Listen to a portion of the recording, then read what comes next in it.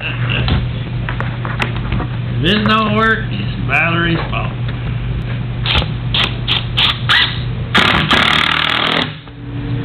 But I know it works because I've done it.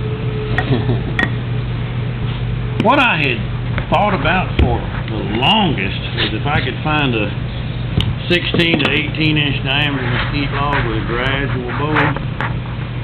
I wanted to take the center 4 slices, hook match the center 2, and then put the other 2 and do the radius joint, and I would have. There's our.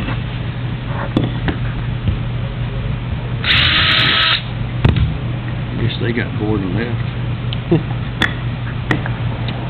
No, Robert seems to be a good fellow.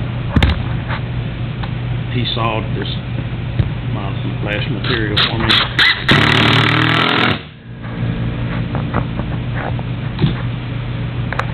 Okay.